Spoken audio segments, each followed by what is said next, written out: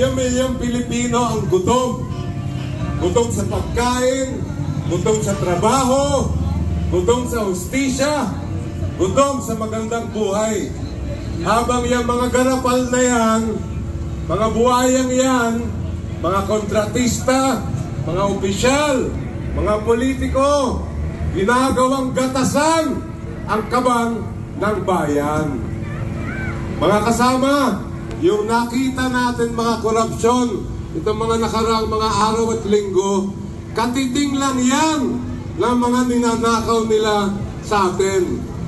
Sabi ng website ng Pangulo, 500 billion daw ang mga flood control project. Nasa 1 trilyon na ang totoong halaga ng mga kinukuha, ginagawa nilang ghost project. At wala pa doon yung ibang infra na kinokomisyon pa nila. Kaya tama si Sara. Hoy ha, hindi si Sara D, si Sara G. Oh yes! Nasabi niya, pinaiikot-ikot lang tayo. Papayag ba tayo dyan? Hindi! Papayag ba tayo dyan sa Rigodon? Napapalitan lang nila yung speaker. Papalitan lang nila yung kalihim ng DPWH. Magbibigay lang ng contempt. Sapat na ba yun? Hindi! Hindi sapat dahil ang sigaw ng bayan pananagutan. Kami po sa Akbayan Party List, 4 ang aming panawagan. Unang-una, buksan ang BICAM dahil dyan nangyayari yung kalokohan. Diyan tayo nadedehado. Diyan nila ninanakaw ang pera ng bayan. Pangalawa, buksan ang salin.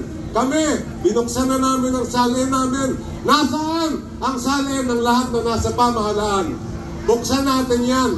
Kung wala kayong tinatago, ilabas nyo ang mga salin nyo.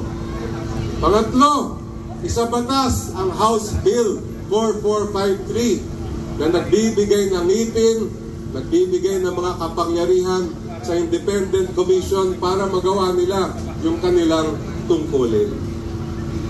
At higit sa lahat,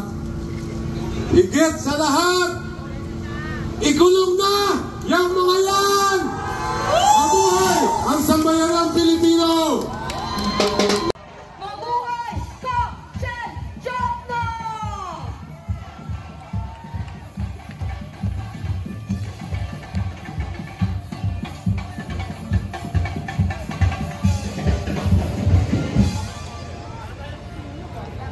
We would also like to acknowledge ang mga bago nating kasamang dumating ngayon dito sa People Power Monument. Kasama natin ngayon ang Diocese of Cubao. At Mercy for Good Governance. At kayo naman po, ipinagmamalaki na... Damang-dama natin ang galit ng taong bayan. Hindi lamang dito sa Metro Manila at Luzon, kundi pati na rin sa Mindanao. Lahat ng mga infrastructure projects o scam ay dapat nang panagutin at imbestigahan. Hindi lang ang mga flood control dito sa Metro Manila, kundi pati na rin sa Mindanao. Lahat ng mga korap ay dapat managot. Hindi lang mga kaalyado ni BBM, pati na rin ang mga kaalyado at mga ghost projects ng nagdaang administrasyon sa administrasyon ni Duterte. Lahat ng nandito sa EDSA, lola man, nanay at mga anak, ang mga kababaihan, ang